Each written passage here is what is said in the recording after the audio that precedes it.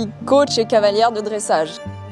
Je vis du fait de donner des stages, donner des cours, transmettre. Et dans cette transmission-là, je touche à la fois des gens pour du travail à pied, ou pour du travail monté, ou pour de la compétition. Des gens qui ont envie d'apprendre des figures de spectacle à leurs chevaux et pouvoir essayer de lire le cheval. Et je fais aussi de la valorisation de chevaux. J'ai commencé, sérieusement un petit peu plus l'année dernière. J'avais un KWPN de 4 ans. Je l'ai gardé 9 mois, je l'ai sorti justement sur ses premières compétitions et je l'ai revendu à 5 ans. Et finalement, j'ai d'autres opportunités qui se sont mises sur mon chemin. Là, j'ai eu, il y a 2 mois, en mars, 2 superbes juments lusitaniennes. Donc il y en a une qui est déjà partie, c'était Origine Massa. Là, du coup, j'ai une noire qui a 3 ans et là, voilà, elle fait un 67, elle commence à être assez charpentée.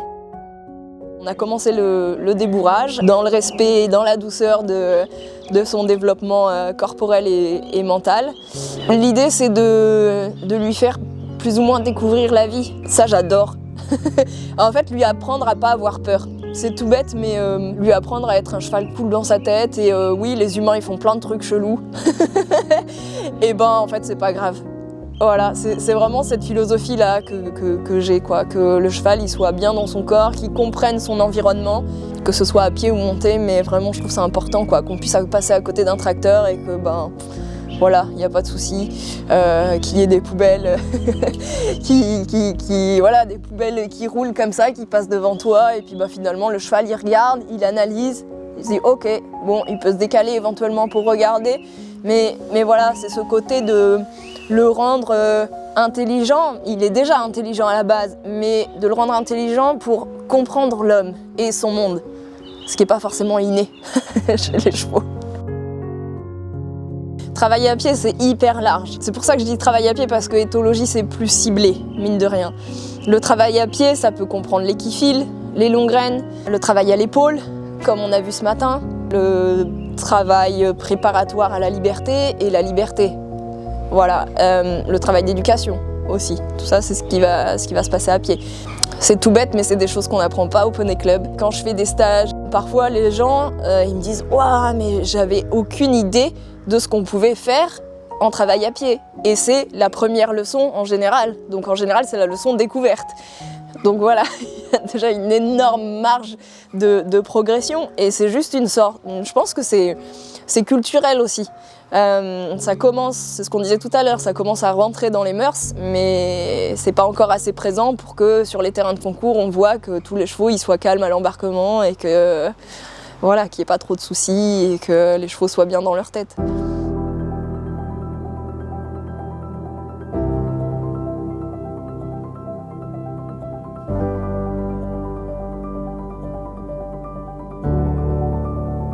Monter en Grand Prix, j'adorerais. Après les coachés, j'en suis un petit peu loin quand même. Je pense qu'il faut avoir une grande expérience sur les grands tours pour coacher. Après, on vise le Grand Prix, on parle de JO, mais ça peut être championnat de France, amateur, élite, et là, je suis tout à fait capable de les emmener jusque-là, ou Pro 2, Pro 1. Je suis quand même plutôt spécialisée dans les ibériques et dans leur mental, dans leur relation à l'homme. Je trouve qu'ils sont pas forcément pareils que dans les grosses machines allemandes de KWPN et autres. Même si j'en ai eu un et qu'à Saumur, on avait des selles français, on avait des gros chevaux un petit peu avec beaucoup de force. En tout cas, les chevaux dits de compétition, ils ont une locomotion qui est déjà là. Il faut juste essayer de construire un petit peu par-dessus. Les ibériques, ça a moins de force dans les jarrets, moins de force dans le dos, moins de rebond naturellement. Donc au fur et à mesure, ça va être beaucoup plus construit. Voilà, un trot passager, oui, ils vont l'avoir avec une construction qui va demander presque plus de temps que sur des chevaux allemands. Et au niveau du tempérament, les ibériques, ils sont très joueurs, très proches de l'homme et très sensibles à tout ce qui se passe. Vraiment, voilà, il y a une sensibilité qui est vraiment pas pareille, je trouve, que chez les autres races. Je parle en tant que passionnée, mais c'est mon ressenti. Je trouve que les chevaux, pour la liberté et pour le spectacle, voilà, ils sont assez exceptionnels. Et je pense que c'est pas pour rien qu'il y en a beaucoup. Ils ont une souplesse aussi incroyable. Et sur les carrés, des fois cette souplesse-là, on va la perdre parce qu'on va avoir un manque de rectitude.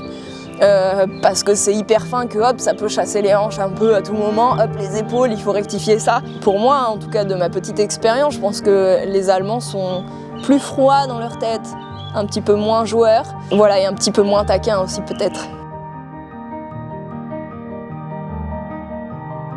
Eh ben, j'aimerais bien avoir ma propre structure équestre, ouais, développer ce côté compétition pour aller éventuellement vers du Grand Prix. Ça, ce serait vraiment chouette. Il y a l'équitation de travail aussi, qui est intéressante, très intéressante, avec le tri du bétail, qui est, voilà, c'est assez fascinant.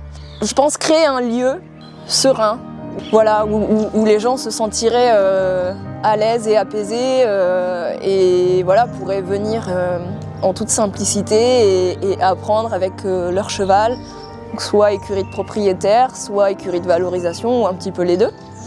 Et avec ce côté où du coup on peut aussi se trouver du temps pour éventuellement créer des petits numéros avec 2-3 copains-copines et puis aller s'amuser un petit peu dehors.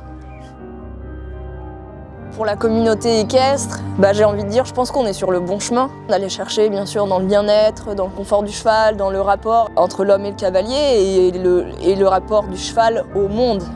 On est stressé, on est sur nos téléphones, voilà, des fois on est en forêt et puis je croise des cavaliers qui sont sur leur téléphone. On est un peu déconnecté de ça et je trouve ça dommage parce que le cheval est là et c'est une réalité et c'est absolument sublime, quoi.